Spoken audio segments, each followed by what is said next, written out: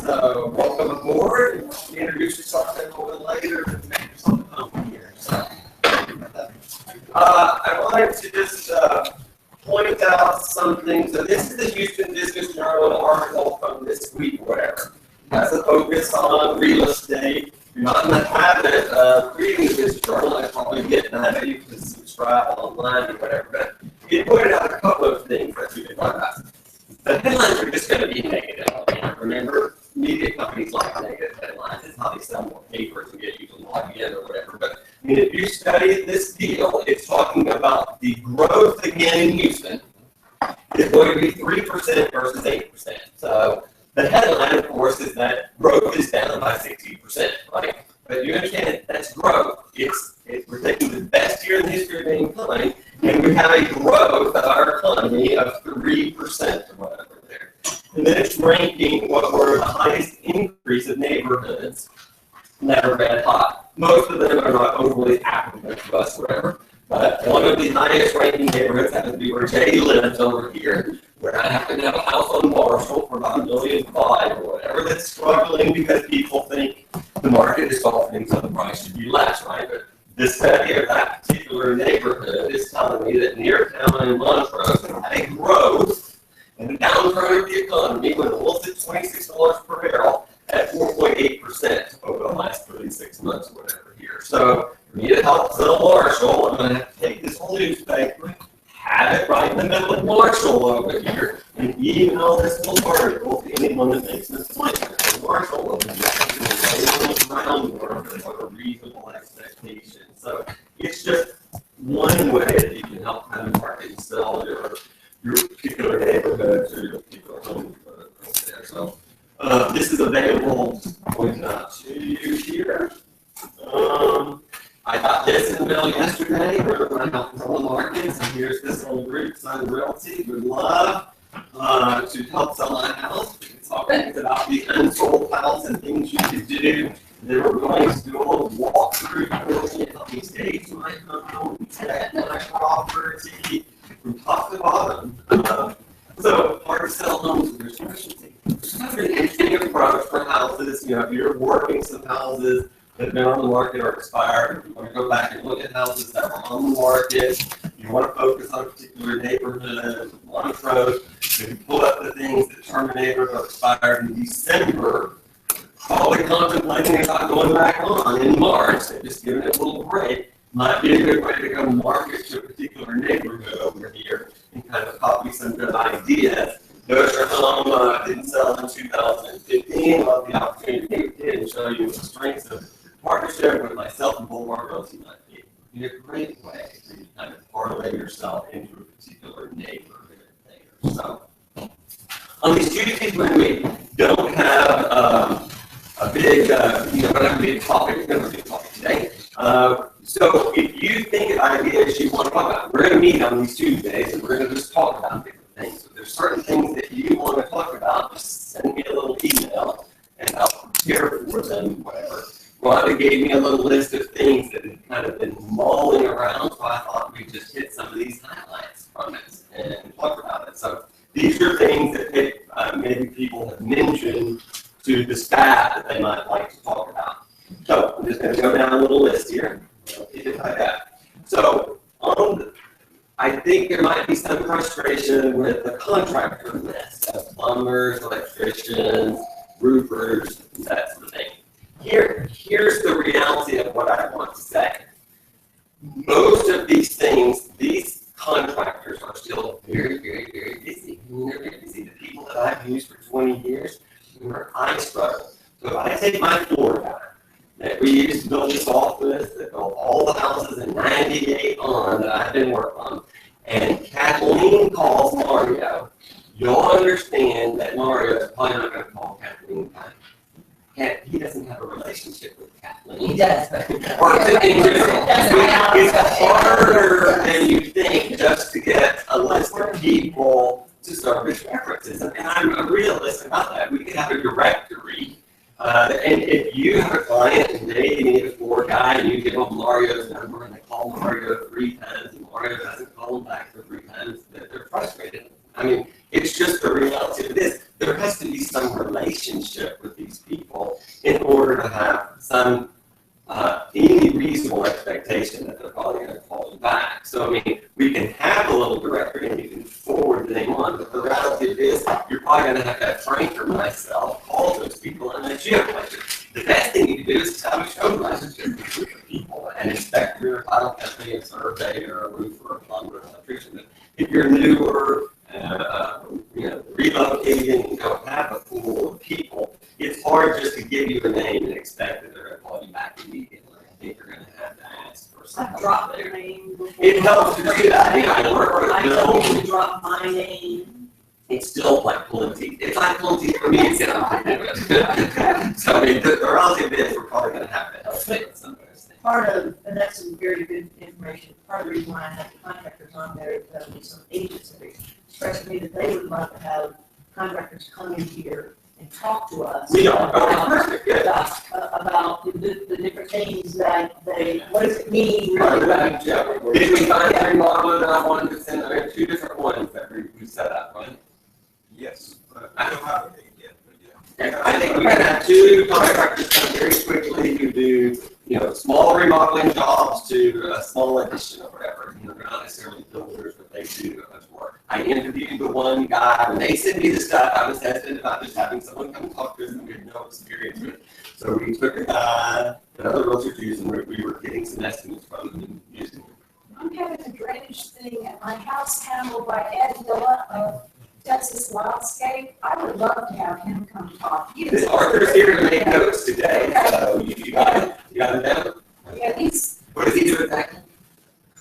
everything having to do with drainage for human houses. So, whether it's French drains, sumps, a lot of just excavating, grading. I mean, we had a holistic approach. Hunting under the house. Yes, exactly.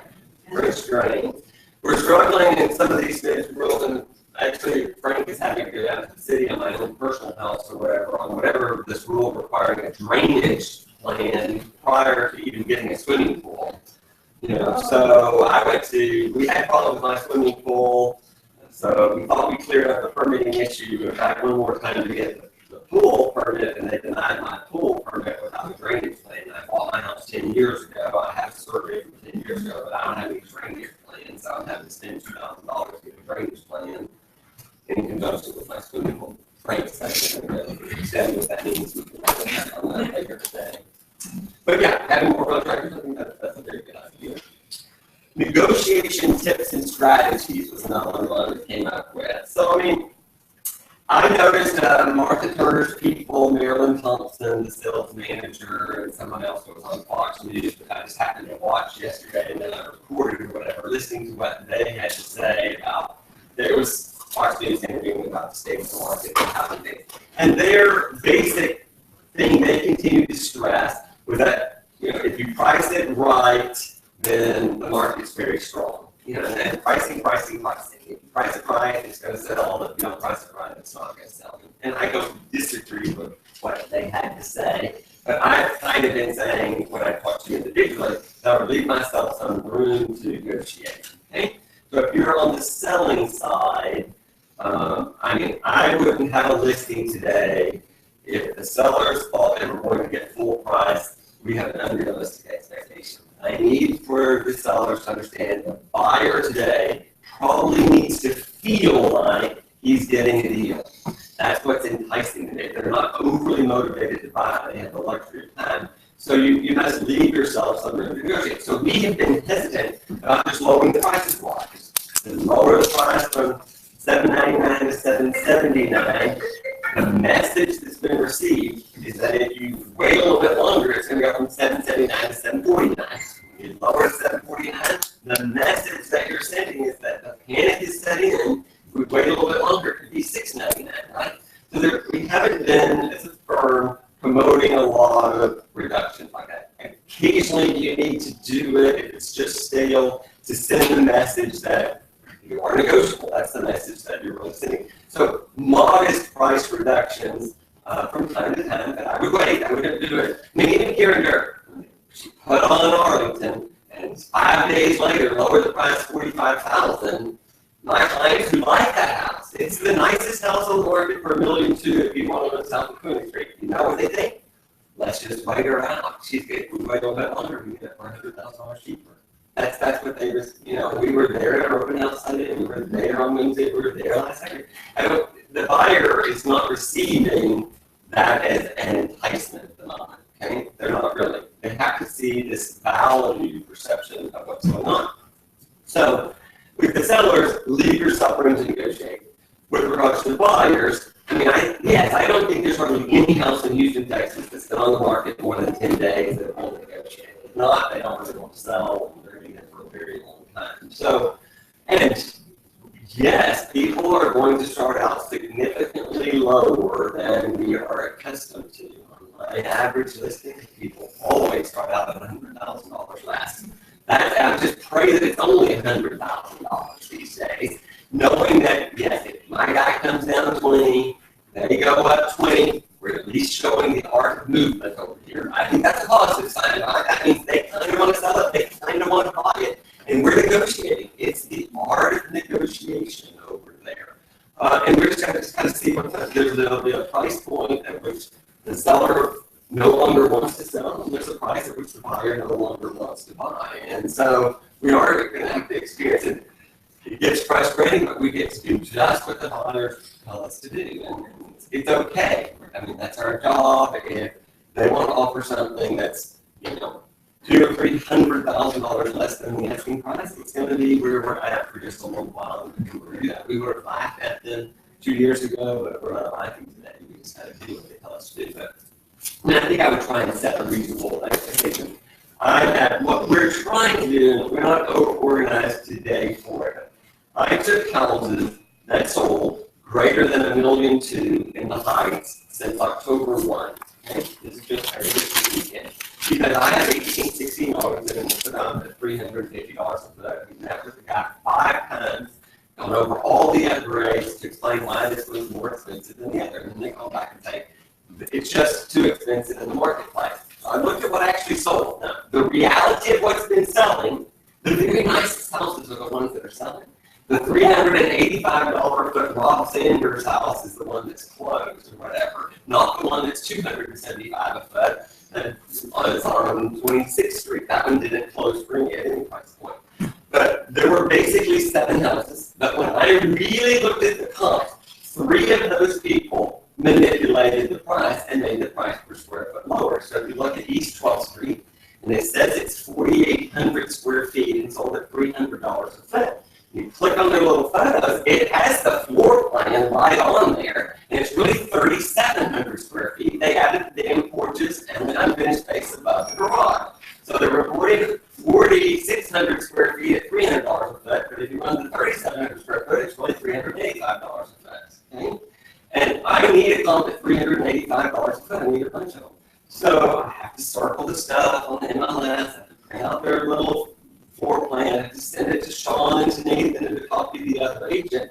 Just go and try and have the square footage fixed. Same with 446 Arlington. Same with one that was in the 600 quadrant. So I can take 3 of my comps that said that they were at 300 or 308 a foot and show the people they're really at 350 a foot and tie in 2 of the others that were at 380 a foot. All of a sudden, instead of being at 318 a foot, the things that sold were at $345 a foot, which is not what our price in Arlington, right? So that's what I said. You can't just run these comps and assume that they're right. They're wrong. A lot of the people, to entice the people, even Ashton over here, and I don't send 4 or 5 doctors. I have it listed. It was 4,400 square feet. He's got it listed for 5,200 square feet. Wow. He didn't grow the damn thing.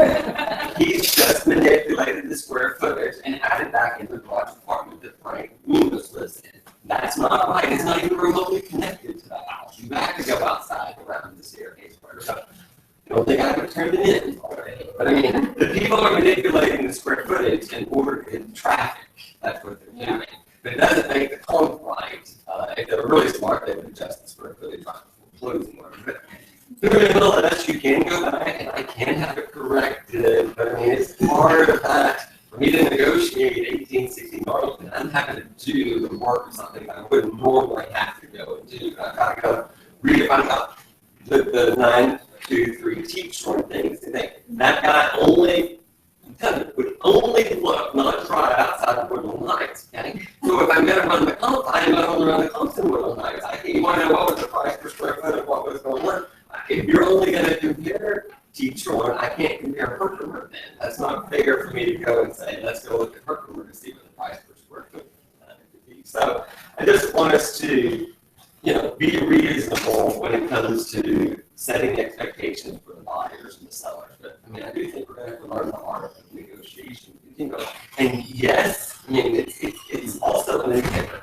Half the time that people get these new construction under contract, you mentioned it again last week, then yeah, if they're 4 months out, the price of oil goes to $20 a barrel, those people want to renegotiate right before closing. Of course they do. It's the fear that, we're going to be in a bind with some of these people. Now, I always think it's funny when we visit with people, if the price of oil goes to $45, but they want to pay more. Never do they do that. The value perception on houses, when it comes to the comps, has got to be, we need to stop thinking about just the comps and what's sold, and think more about what are the other alternatives. If I don't buy this one, what else can I buy? The competition is way more important than the comps. And then enough data really for the comps to really make that difference. And it's hard to compare apple to apple. But if you can take a house and say, all right, here's one on Del Monte. Instead of living on Del Monte, I could live on Willard's Way or Brentwood or Inwood and say, okay, based on this competition, I like your house, but these over here are cheaper, and I want to be considered in line with those. It's almost a more important argument than what's going on. I don't think it makes much difference anymore. It's one way the appraisers anymore look at it, but it's not the only way the buyers look at it. They should really look like competition. Certainly in the townhouse market, that makes it. Because it's telling the seller the same thing. That's going to dictate how many days on the market. That's going to dictate really the price at the end. All the competition lowers their price, then there are people who lower their value as well. Yes, sir? So getting back to pricing and so on for putting a new listing on the market, are we still of the belief that pricing, reasonably fair and hoping for some competition is worth it? Absolutely. But still understanding that more than likely, if the competition doesn't start right away, then somebody's going to offer less. Because that's the nature of an open market system. Yes. It's not that. So I have a house on Beauchamp that, I've been with them for years. We have a luxury of when they're going to sell. I'm going to price it right at $995,000, which I think is a pretty nice little price point. Probably 6 or 7 years old, in new great design house, very nice. Yeah, I'm talking, so they're building a house, they have a year to sell. We're going to put it on March 1 for $995,000. I'm going to leave it on about 30 days, and I'm going to pull it off. I'm going to go non-MLS over the middle of the summer and see if I can sell it myself that way. Just into the marketplace. Then I'll put it back on October 1 for $995 also and see how it works. It's not going to do me any good to leave it on for 6 months. It has been more good. I bought a bungalow about 2,800 square feet, cutest thing on earth. Got a swimming pool already. Looks beautiful. My house or pottery barn, all those things. I'm going to price it at $895,000 with the pool. I'm going to do about the same thing. I'm going to tell people about it the month of February. Happy to sell it if somebody has a buyer, that sort of thing. We've talked to Aaron about ramping up our non-MLS deal so that we can go put some of things over here. We can forward them to our clients beforehand. I'm going to try and just price them right and see how we go. But yeah, they don't go, I mean, they would like a little more than that. Mark will tell us if we put it on and there's 14 offers, maybe don't get the $1,025,000. I don't know. But if I price it too high and you sit there too long, what am I going to do? So my conversation with prospective sellers about old model pricing for the majority of the country, if we're going to price it high, we know we're going to get little balls and we're going to work to the middle, is no longer valid in this I would market. think that you would probably want to be as competitive as possible and that in all seriousness, not only were the comps declining, the current price is probably declining, and the future price is probably declining. So if you started $1 million on January 1 based on the comps of the previous 3 months, and then you run the comps January, February, March, and they're at 950, and you were still priced up there at 995, you're chasing backwards. It's not a good place to be. You're better off to price it at 980.99 and hope that there's multiple offers or whatever, and make sure that you caught what the upside was before it was downside. So again, we're pushing the concept that the market's really going to set the price. So we're going to try and be fair. It's worth today, we think. We know it's going to be worth less down the road. So In the short, right, in the short. Yeah, of course. You know, 15 years from now, more than likely it'll be worth more. the comps, if you were in this situation, well, the comps are always worse in January and February, right? Before we have to get to some numbers that close in March and April before they can get better. What's selling in January and February typically was the shit that was overpriced in October and November and didn't sell. And then they're having to cut the price dramatically. And then what shows up on HAR is that it was at 94% from what they listed that. Which makes people think they're always going to get 6% off. They're just going to get 6% off in January, February, and maybe August. Okay. Working with builders, how to work more with the builders. So I think this is ample opportunity. You have plenty of builders that want to switch their realtors, willing to go to a newer agent who doesn't have a lot of experience. They'd like to go to a very experienced agent. The experienced agents don't want them either. You don't want them because builders, it's like dating again. It's high freaking maintenance. If you're not prepared for high freaking maintenance, you don't want a builder. You want a builder because you have a sign up in the yard, but builders take tremendous amount of time and energy. Okay? You have to walk the product all the time. When I focus on Allegro with the building builders, you have to walk there almost every day because you're their new set of eyes and ears. You're telling them what's going on. You know, I assure you, the owner knows more about when the bathroom's framed out, the door swing is wrong, or the fireplace isn't centered, or the island's screwed up. She knows about it a lot more than Andy and Chad do over there. Going, right? She's over there doing it all the time, or whatever. And that's what they want. They want somebody who can say, Andy, you know what, this door swing is screwed up over here. You can't open the pantry and the kitchen, you know. Whatever, you're trying to give them some input. So I think what builders want is for you to walk through the deal of their house on a very regular basis and be their eyes and ears. They want you to go and explore all the other competition and get, because it's not easy for the owner of Growing Live to walk through every suit-off property and every urban living property and every other mid-rise of Chris Sims and every other thing. I mean, Rainbow Davis, it's unreasonable for them to go back. But you know what? Rainbow Davis wants done over there. And so does Jacob, and so does Vinod, and so does Chris Sims. And so you're able to go through the competition and think outside the box and get lots of feedback. Yes, this is what they're doing. They're offering these weekend incentives of a washer and dryer. They're offering a free BMW if you buy this. Whatever it is they're offering, she can talk about the competition. She can tell her buyers about the competition. Yes, I've walked through that River Oaks thing. It's complimentary price to Bell Heights. It's got 8-foot ceilings or whatever, and you're looking over another industrial building. Why do you want to live there? I wouldn't want to live in it. There's absolutely no closet space. The bathrooms don't have a window in them. They don't have any gas in the building. What kind of cook can you do without gas? You know, so you can talk about the competition more because you've been in competition more. You've been in competition because you're getting the feedback back from the builder.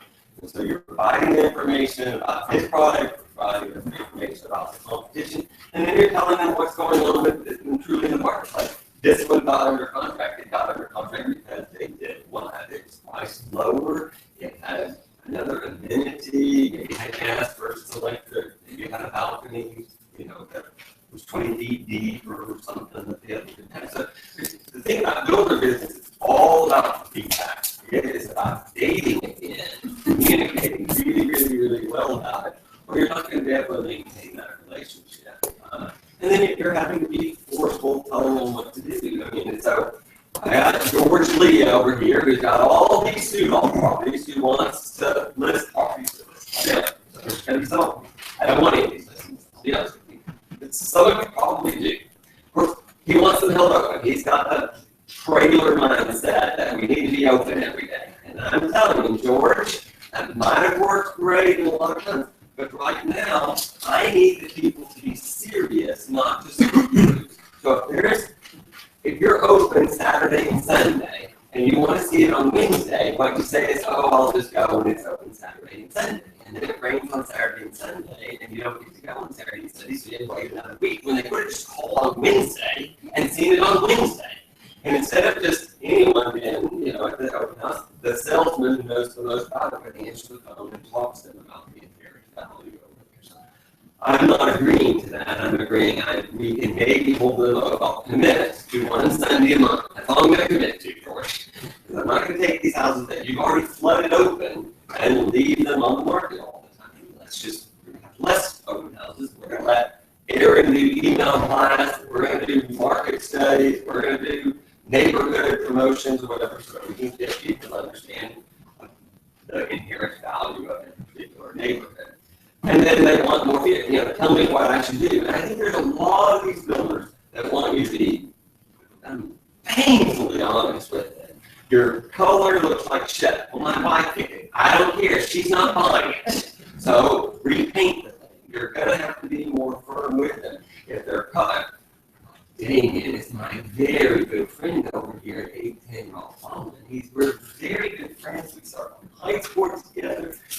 Very good friends. His floor down is shit. Those floors look like shit. I can't sell that. Don't make me try and sell it.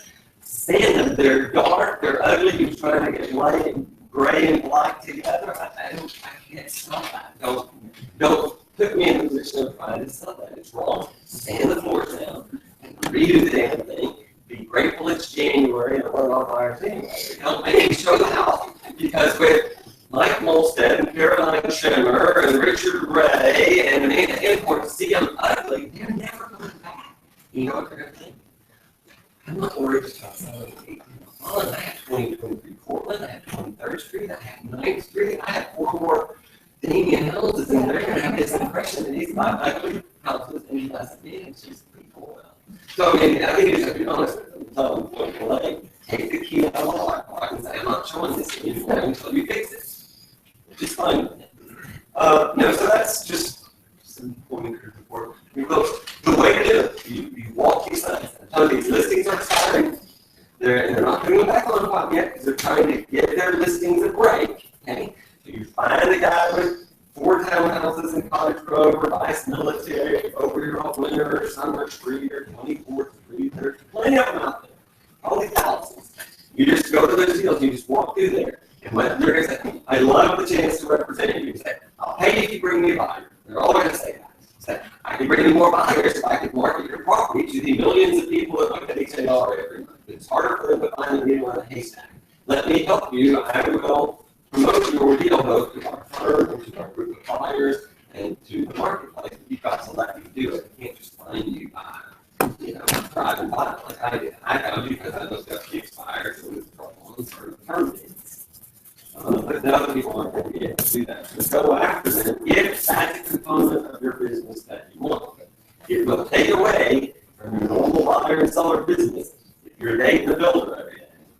Just be realistic about it.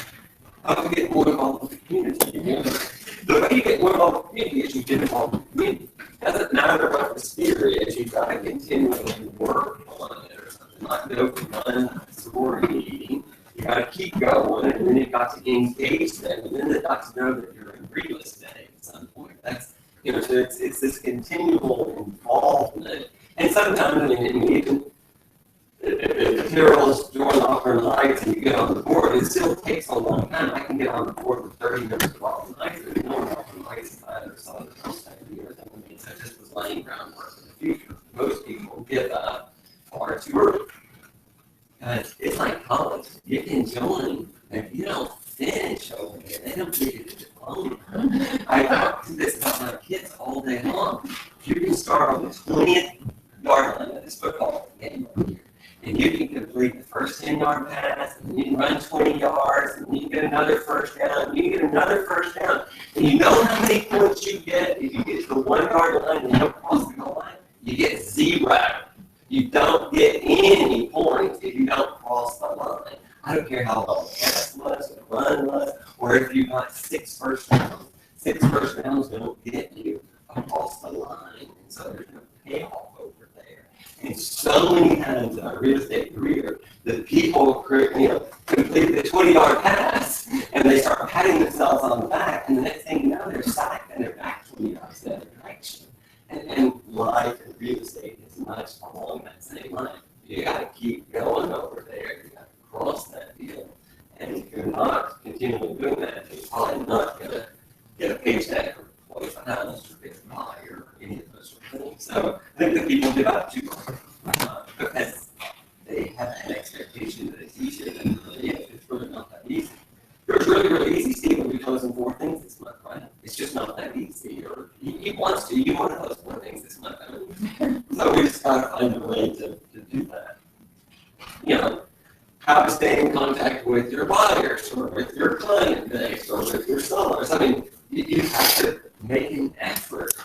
You have to find ways to stay engaged. I think now more than ever, you have this great opportunity to find these snippets and send it to the people on a regular basis. Like I say, I had Stars clients bitching at me because their friends got invited to the toast and they didn't get invited to the toast. Well, I didn't invite Stars clients to the toast. Stars should have invited them to the toast. It wasn't really my place, but those people were mad they didn't get invited or whatever. That Stars situation, she should have invited her clients that we didn't like. I put it out on our Facebook and I put it on my Facebook. I mean, people who had a great time when I talked to their friends who didn't get invited, right? And so then I kept hearing from other people's clients that they didn't get invited. So that's anarchy, but you should take this HBJ article, you should send it out to your clients. You should take the country map thing about the Forbes top 10 cities in the country for booming in the next cycle, of which 3 of those towns were in Texas or whatever. Houston was in the top 10. Yes, it has some, it may be impacted by the price of oil, but the price of oil will not always be low. It will come back, and Houston is poised for continued growth because it's economic and climate, its diversity, and its tax structure. And so, it's a great article on Culture Map today, the boom coming to Houston, Texas. You flip those down, you send it on your Facebook, you send it out to your client base, you send a little note to remind people that there's a lot of positive things. And we mentioned this last week too. I mean, the number one thing to focus on is the number of jobs. You just keep focusing on the number of jobs. You have so many houses in Houston, Texas, and you add more jobs, you add more people who have to have houses. The price of oil goes down, someone may have to sell their house. I need to replace it. The problem with oil is that we have declining population. Okay? We haven't yet had any declining population.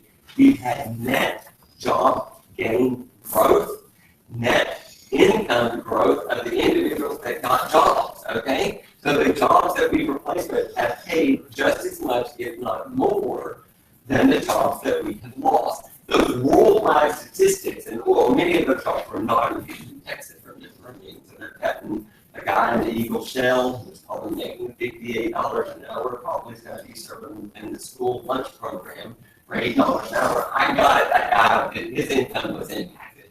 The guy in Houston, Texas was not working on the oil well in the Eagle Shell. He was an engineer that used to work for Halliburton, and now he's going to work for the Koch brothers over here in the chemical plant world, which is booming. The natural gas world is booming. The medical is booming. And so some of these people that were designing oil rigs are going to go design billion-dollar buildings for MD Anderson or Methodist or some of these things that are going to continue to pump billions of dollars into the med center over into that section there. And so that's what I think I would focus on when it comes to the economic situation, which would be the easiest way for you to communicate well with the client. We talk about, people that are interested in the Heights, there's always a new restaurant coming in, so you can send them, here's now that Mexican food place that when there's not going to be the brew pub, it's going to be the new thing, it's going to be a new local restaurant or whatever. You just send people to new restaurants. In the Heights, there's 10 new restaurants that are announced every month. And so for someone in Donna's client day, she's sending these people, people looking to move to Bell Heights are looking for the lifestyle in the Heights. They're looking for that walkability. They're looking for those, nifty little places that are not like the suburbs. So they want to know about these new little restaurants. They want to know about Pinky Dory, Bernadines, and all these little things coming on. I ate at the Durham on Saturday. I mean, that's what they want to know about is the interworkings and those sort of things. And the home tours, the bicycle rallies, the fun runs, and those sort of things. I think that they want to know more about the neighborhood. It's an easy way to stay in contact with them there. Follow up after open houses. I mean, that's what we continually have to do. Now, remember, open houses, there are liars. And so some of these people are just coming down there. They don't want you to call back. They don't want you to email them. They write so illegibly so that you will not know the phone number, so that you can't call them, and they'll write an email that may or may not work. They go .net versus .com or something, because they don't want you to email back. Some do, so you just have to make an attempt or whatever. But you understand, I mean, it used to be an average of 7 times the follow up. It's actually much more than that now, because they're inundated by a lot more people. And remember, these are the same people who went to your open house. We're getting 14 emails from Pottery Barn, West Elm, and Restoration Hardware. They're getting 9 house things and 17 Pinterest things. Remember, they're inundated today, unlike any other time in the history of mankind. These things that they're getting their culture map and their Google map, and they're getting all these things hitting them every hour. They're getting with new things. So, I mean, maybe it's more important to try and provide a little hand no. Or maybe it's time to drop off a little something, try a little more personalized approach to a targeted number of the people, as opposed to just an email to everyone that ever went to an open house. I would probably not do that as much, and maybe try to do something a little more personalized, maybe spread out just a little bit more. But then you're wanting to do it in January for the people who really want to buy in June. The people who want to buy in June started looking at houses last June. They're taking longer to make a decision today, so we're going to follow up a lot more. What else would I like to talk about? MLS reports and the MLS statistics and the 3-year trend was the topic someone said. And I so think that's so worthless today, that's why I don't spend a lot of time going over it. There's no reason for me to go look at some 3-year trend of real estate or zip code or area 9 or anything, because I don't think that is valid at all anymore. It doesn't matter what we did in 2015. I think what happened in 2013-14 gives me a benchmark of what it might be like in 2019 or 20 if I'm a banker. I don't think it has anything to do with inherent values anymore. So I haven't been a big proponent of looking at zip code trends, and because I've always felt like the MLS in the inner city totally can manipulate the data. If I take Woodland Heights and I take 923 Teach Shore and I buy it for $500,000 MLS and I sell it the next year for $1.25 million, okay, and I have this $700,000 increase. I got the house next door that went from 500 to 525, and we averaged those two together. It would imply that the $525,000 one was worth $900,000, right? That's a worthless statistic to me, because they're at the properties, we're not comparing this year to last year. If I'm in Cinco Ranch and it was built out in Section 23, and I want to look at Section 23 of what happened with the values and its plan A, B, C, D, E, and F, I could track that one fairly well. There is no way to track that same land sale or that same resale or that same new construction sale without taking out all of that data. You see what I'm saying? So I don't care about that MLS statistic or percentage, because I always think it's inflated when you've got that much new construction in a particular area. So I can go and I can take any market and I did the same thing. When I was in 2009, there'd never been a house to sell on MLS more than $1 million. And then the next year there were 10. There was no statistic that said there were going to be 10, except the value of the land went from 175 to 275, so you couldn't sell a house for $900,000 anymore. You had to sell it for $1 million. The same thing the next year you go to $1.2 million. There's no statistic that says it's going to grow at that percentage because the value of the percentage wasn't the same. If land goes from 250 to 300, we'd agree that that was a 20% increase, right?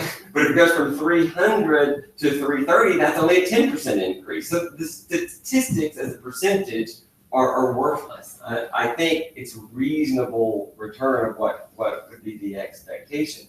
Likewise, when we jumped and we could see it in the Heights, you go from what should have been we are in what should have been a 250 to 300, I'm sorry, $1.2 million reality.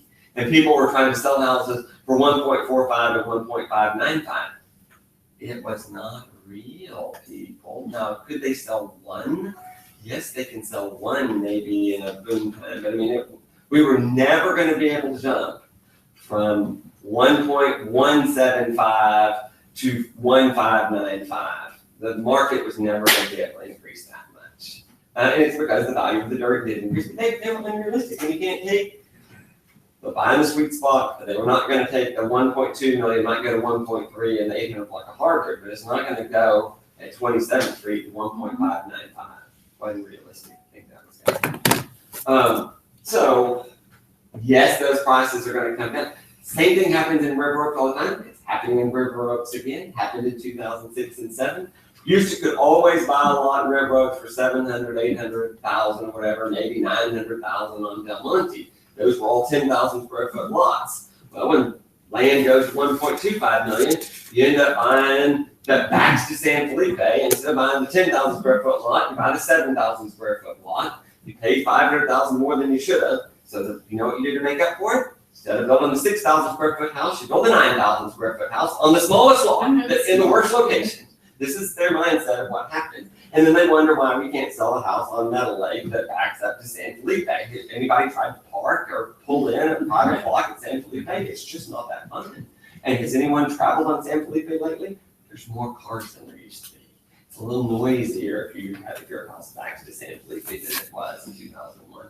So, you know, they weren't realistic. They're not realistic about the value of these houses in the 400 blocks down here. They're on the damn interstate. Oh, no, right? They have not moved that interstate. It was there and it's still going to be there and it's only going to get wider. It's not going to get smaller. And so they weren't in reality in 2013 and 14. We're in a new balanced economy over here. We're a little bit of reality. So I think somewhat of the 3-year trend is, I would more garner to say that just common sense of what could go on. And we're certainly going to see it now in these listings. Everyone that comes to me, they bought a house in 2014 or 15. Now they're without a job. They've been out of job about 6 months and they need to sell the house and they want it to be price plus 8%. Yeah.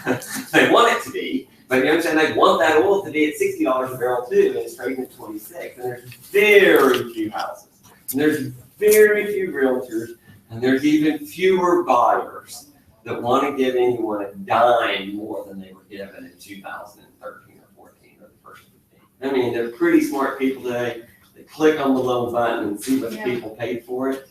And it's just rare to think that someone thinks that house went up in value. They think they bought it high, and it should be less than it is today. And they're either going to have to take the less price or hold out or lease it.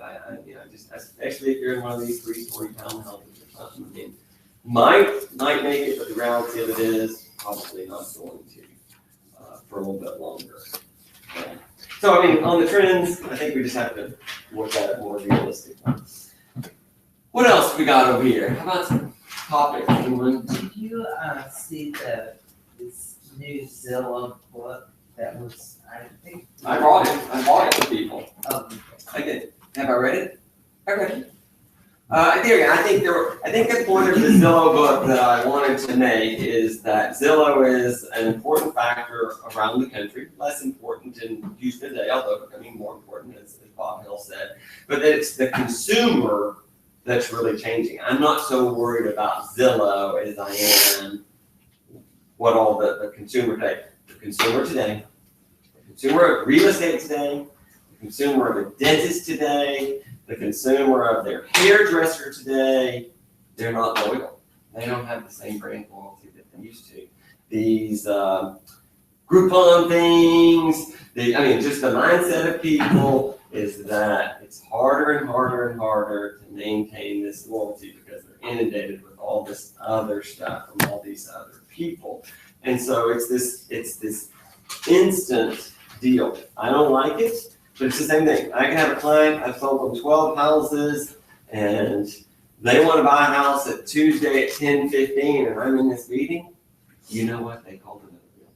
They didn't wait. They may just call that other realtor and say, I was just going to have him show it, but I was really going to use you. I mean, they may say that, but they're impatient. That's what they do, So I just think it's these mindset of these people with this constant inundated of stuff. So that's why, knowing that, inviting them more to dinners, inviting them more to events, keeping them more informed, handwritten notes, dropping off a little something, taking the whole article instead of emailing it, dropping it off, put a little note on it, a little handwritten note, post-it note on there, and drop it in their house. Take the magazines with the information, take them to their house, drop it at their office. Be a little more personalized. I think, we're going to have to kind of do that sort of thing. It's not just, I think even emailing is more and more difficult. When people go out to get in your car and look at a house, I think you ought to have the top 10 new restaurant list to hand to them so they leave with something else. I think you're going to kind of think a little bit outside the box about some of these things. And that's probably the point I was trying to make with the book. We didn't have to copy the things in the book necessarily, but the consumer is definitely changing today. Well, they have the author on CBS Morning News yesterday.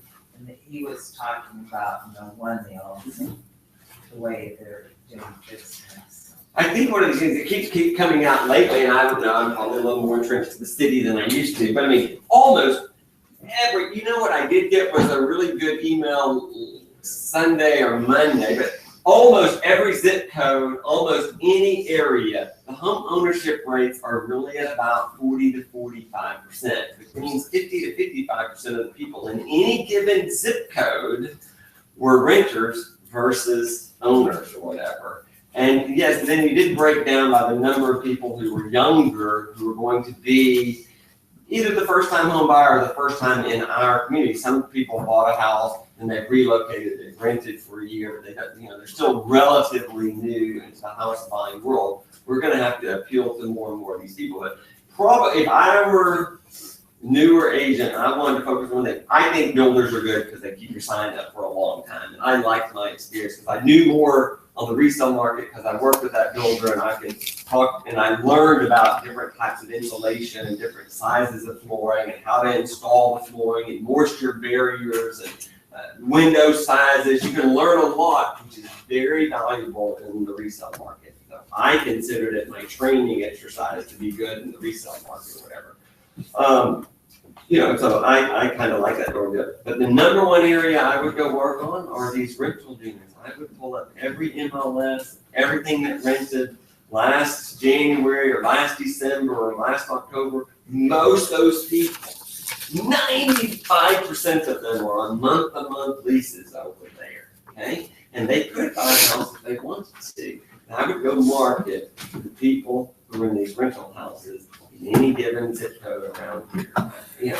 Of course, I would probably invest some time, money, and effort for people over there in these apartments. It's harder to go work in the apartment sector because those apartment people are going to do everything they can to keep those people. They're going to entice them in any way possible. They're going to have strippers over there, all those apartment complexes to keep those people there. They're just going to pay prostitutes to live over there so people have something to look at. But you got nothing better to do than to invest in it. You'll do the same thing. Marty Finger and all this people thing.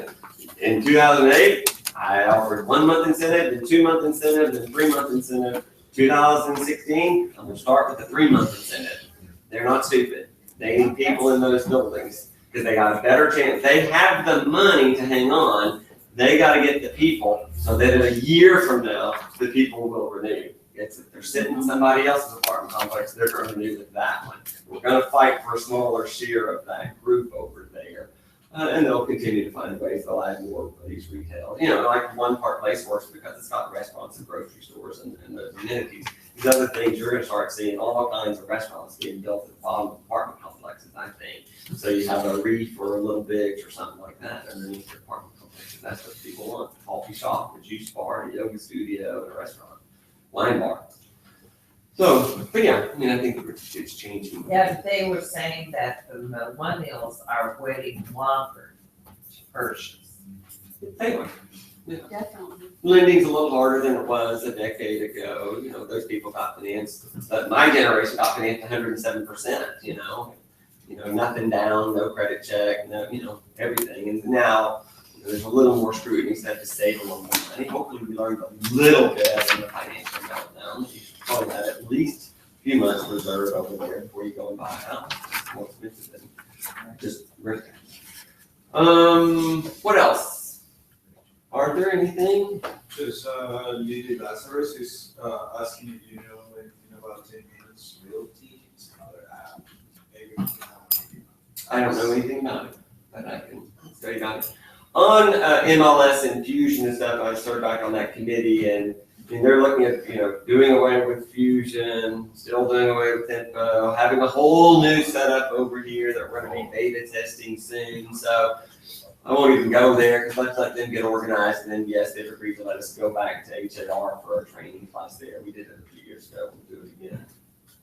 So when we had the thing, with the, person from HAR there, he mentioned this app thing that they're going to. The HAR app. Yeah, with the, that they can connect directly to you or something. What is the timeline on that? Aaron, let's email back Bob and ask him. I don't really know. Okay. Pretty soon. I mean, I think pretty soon. They are probably beta testing it somewhere. We can probably let some of our people be on the beta test if we want. I don't really know things, but I'll see them tomorrow, but we can send an email right quick and find out. We can have another demonstration on exactly what that does too. All righty. Anything else? Cynthia, any questions, comments, concerns?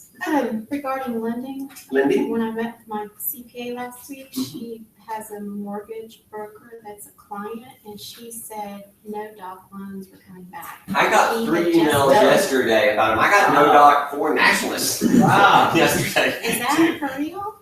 I think when the economy gets tougher, these lenders are gonna have to find a way to loan some money. And so they're probably, it's not gonna be as easy as it was before. They're gonna have a credit score that's higher or something. But yeah, they're going to be something, and you're gonna see private money competing with the banks. I mean, they're gonna be, doesn't mean that they're scrupulous, but if they, there's plenty of people with money have no place to put the money who will become predator lenders who will do some of those sort of, and I see it all the time now too. I have plenty, people can't get financing. I have plenty of people that go finance your people for 12% interest. You know that, right?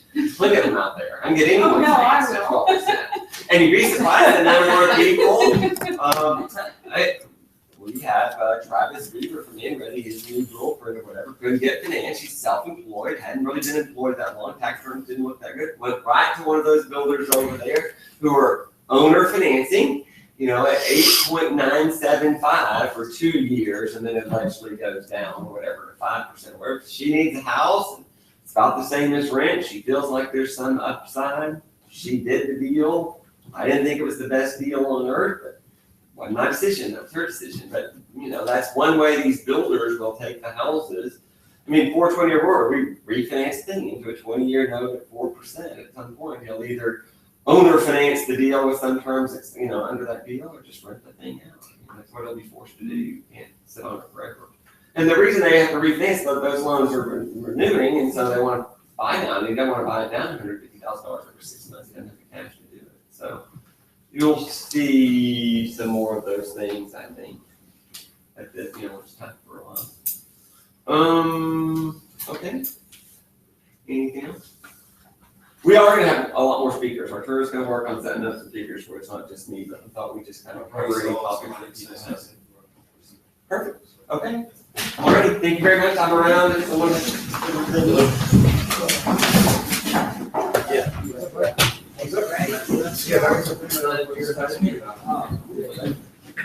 told me that, if I would have seen this, this looked a lot cooler. I bet you had a- Sorry, Amanda? Yeah. I kind of forgot the conversation I had with Phil about when, Nice to meet you.